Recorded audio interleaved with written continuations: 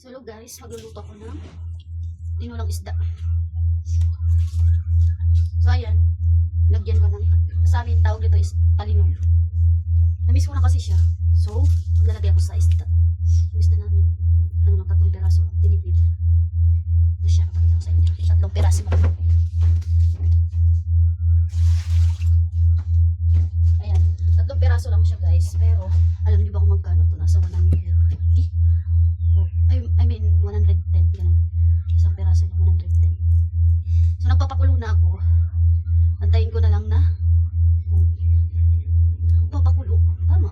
Antayin ko na lang kumulo. Habang inantay kong kumulo is nagagayat ako ng kamalunggay. Kamalunggay. Tama ba kamalunggay? At may sinaing din ako dito sa rice cooker. Ayan. Sa rice cooker. Ay, kakapagod. Tapos ko lang maglaba. Naglinis ng bahay. Ngayon ko lang napila yung yung pagiging full-time man. Oh my god, really? Cherries. Ngayon ko lang na-realize na nakakapagod pala. Kasi hindi ko naman talaga ginagawa yan. Kasi nung time na ginawa ko yan siya, 2 araw, bumagsak ang aking katawan. So ano siya? Siguro low blood? Hindi ko alam. Hindi lang talaga sanay sa trabaho. Kasi nung bata talaga ako, lagi akong pinapagalitan ni mama. Kasi sunurin akong bata. Pag inuutusan ako, papakabingi-bingi ako. And ending, si ate na lang yung gumagawa nung inuutos sa akin. Para hindi ako mapalo at hindi kami mapalo lahat. Kasi pag once na hindi magawa yung inutos, lahat kami isa mapalo. Ayun, diba? Nakita niyo ba? Haggard ako. Tapos yung face na ko, oily. Ganyan ako. Diba? Walang filter. Walang filter yan. Naka-ano lang tayo. Naka-eyelashes.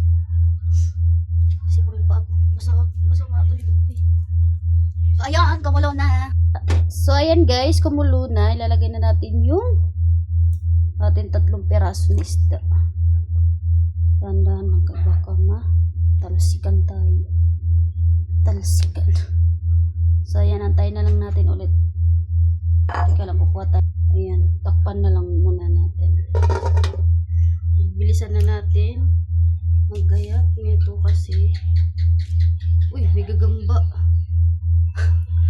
Gusto niya atang maging tinola din. Dati talaga na miss ko tuloy yung mga ng gagamba paggabi, gantong oras nangunguha na kami ng gagamba kasi bibenta. Ganun lang yung hanap buhay. Tapos manguha ng manguha kami ng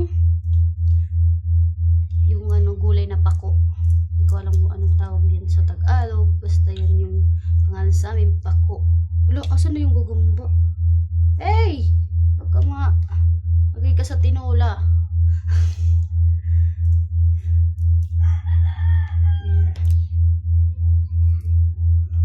So ayan, fast forward, natapos na tayo maghimay ng kamalunggay at ilalagay na din natin ito kasi pareho na rin yun para masarap.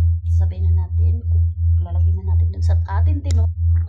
So ayan na siya guys, linagyan ko na pala yan ng ang dami niyang sahog, ang dami niyang gulay pala. May gulay na talinom at may pekchay. Talinom kasi para sa akin, yung pekchay para sa asawa ko. Tsaka yung kamalunggay sa lahat. Para sa lahat. Diba?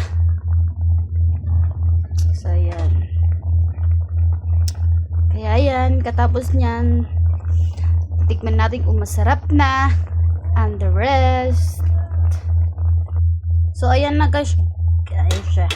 Ayan na siya guys. Luto na siya. So, ano pang inaantay? So, kakain na kami. So, bye-bye. Thanks for watching. Follow for more.